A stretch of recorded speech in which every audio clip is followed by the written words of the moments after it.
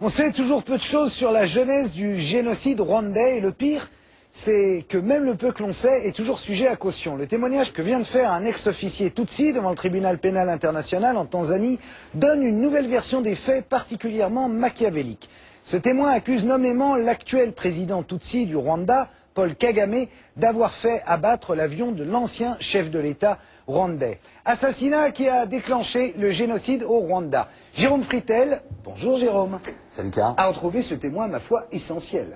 C'est un témoin clé, c'est un témoin qui est protégé, et c'est effectivement la première fois qu'on a un ancien officier de l'armée Tutsi qui a pris le pouvoir donc il y a une douzaine d'années, qui vient raconter comment ça s'est passé de l'intérieur, et c'est des révélations qui sont très désagréables pour le pouvoir actuellement en place. Attention, voilà du lourd, on regarde. Tribunal pénal international pour le Rwanda en Tanzanie. C'est ici que l'on juge depuis bientôt 10 ans les responsables du génocide commis contre la population Tutsi au Rwanda. Près d'1 million de civils découpés à la machette en l'espace de 100 jours, l'horreur absolue. Ce jeudi 9 mars, coup de théâtre, un ancien soldat Tutsi, le lieutenant Abdul Ruzibiza, vient raconter en détail comment l'armée des rebelles a elle aussi commis des massacres de masse lors de sa conquête du pouvoir. Pire, selon lui, c'est l'actuel président Tutsi, le général Kagame, qui aurait commandité l'attentat contre l'avion de l'ancien président Hutu, un acte qui allait enclencher la mécanique de l'horreur. Des accusations gravissimes qui émanent pour la première fois du camp des victimes Tutsi, Ruzibiza ou le soldat qui ose briser la loi du silence. I got to learn of it 2 days before. I got the information from a soldier. He was one of the bodyguards of President Kagame. Ce personnage clé, nous l'avons rencontré quelque part en Norvège où il est réfugié politique. Témoin oculaire de l'attentat contre l'avion présidentiel, il appartenait à l'époque à une unité de renseignement militaire du mouvement rebelle.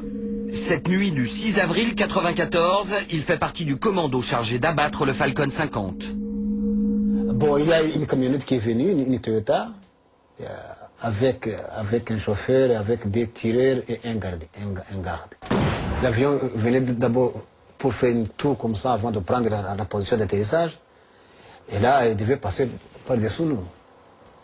Et les 2 militaires ont tiré sur l'avion. Vous les connaissiez personnellement? Oui, je les connais aujourd'hui. On se connaît. On se connaît bien. Et puis, on s'en vante même. 2 missiles qui font basculer le pays dans le chaos. Dès le lendemain, les massacres de Tutsis se généralisent. Ruzibiza assiste impuissant à l'extermination de son peuple. Toute sa famille sera liquidée. Aujourd'hui, il accuse Paul Kagame, à l'époque chef des rebelles Tutsis du FPR, d'avoir délibérément sacrifié des civils de sa propre ethnie pour s'emparer du pouvoir et de la capitale Kigali. Qu'est-ce qu'on allait faire à Kigali sans même stopper les tueries le long de la route par laquelle nous étions en train de passer? Nous avons finalement, je mets nous parce que moi aussi, je faisais partie du FPR. Le FPR a vraiment voulu sacrifier les Tutsis. Il n'a pas voulu les sauver alors que nous étions capables de le faire. Il voulait que le génocide soit consommé pour trouver la raison de prendre le pouvoir. Abdul Ruzibiza serait-il la pièce manquante qui permettrait de reconstituer enfin le puzzle de l'histoire de ce génocide? Claudine Vidal est une spécialiste du Rwanda, c'est elle qui l'a encouragé à écrire son livre au nom du devoir de mémoire et du droit à la vérité. Ruzibiza, c'est un témoin. C'est quelqu'un qui tente devant une histoire officielle de constituer une autre histoire, une histoire plus complète qui montre aussi l'autre côté. C'est vrai le génocide, c'est vrai que c'était ignoble, c'est vrai qu'il faut aider les rescapés, mais il n'est pas vrai que Kagame soit le héros que l'on dit. Kagame, l'ancien chef rebelle devenu l'homme fort du Rwanda, a-t-il usurpé son image de sauveur des Tutsis et de porte-parole des victimes? La question dérange. Pourtant, 12 ans après le génocide, son rôle dans l'enchaînement des violences apparaît de plus en plus machiavélique. Quelqu'un qui a donné l'ordre d'abattre l'avion à ce moment-là savait que les Tutsis de l'intérieur allaient souffrir des représailles. Paul Kagame a pris ce risque sciemment et il savait ce qu'il faisait. On pense que les rebelles qui ont pris le pouvoir ne peuvent pas être aussi diaboliques que d'avoir accepté le risque de faire éliminer une partie de la population rwandaise. On a vu le mal, presque le mal absolu, le génocide, et on s'imagine en face il devra avoir quelque chose de bien. Malheureusement, ce n'est pas le cas. La communauté internationale a-t-elle préféré fermer les yeux sur les crimes de Kagame pour mieux faire oublier sa passivité pendant les massacres? L'histoire du génocide rwandais a-t-elle été en partie tronquée au nom du cynisme politique? Autant de questions toujours sans réponse. Pour l'instant, Kagame, quel qu'en soit le prix à payer, c'est la stabilité au Rwanda. Il y a eu une espèce de contrat tacite en disant « vous ne m'attaquez pas, je ne vous attaque pas ». Que Kagame soit lâché, et tout part. Toutes les archives vont s'ouvrir, et Dieu sait s'il y en a. L'actuel président du Rwanda mériterait-il de se retrouver sur le banc des accusés? Dans son livre, son ancien lieutenant l'accuse de crimes de guerre. Selon lui, Paul Kagame aurait personnellement massacré des réfugiés Hutus. Il y a le seul chef d'État aujourd'hui en vie qui a au moins, à 3 reprises, tiré sur les civils. J'ai vraiment des documents pour ça, j'ai vraiment des témoignages pour ça.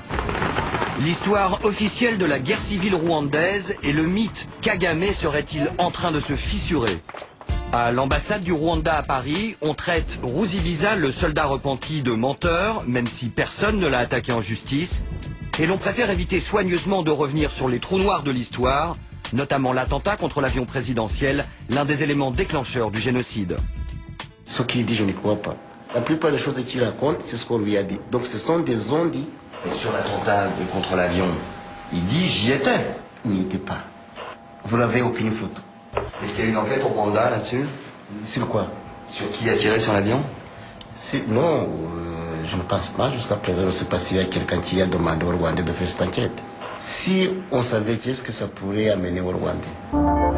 Volonté de tourner la page à tout prix, contre désir d'affronter la vérité à n'importe quel prix, les deux visions de l'histoire du génocide rwandais s'affrontent au sein du même camp, celui des victimes, sous les regards d'une communauté internationale soucieuse de ne pas intervenir, comme la dernière fois, c'était il y a 12 ans. Alors Jérôme, est-ce qu'un tel sujet ne va pas faire que tu vas te faire traiter de révisionniste? Le génocide, on ne le remet pas du tout en question. Il y a eu ce génocide dont on a déjà parlé, 1 million de morts en l'espace de 100 jours, c'est l'horreur absolue.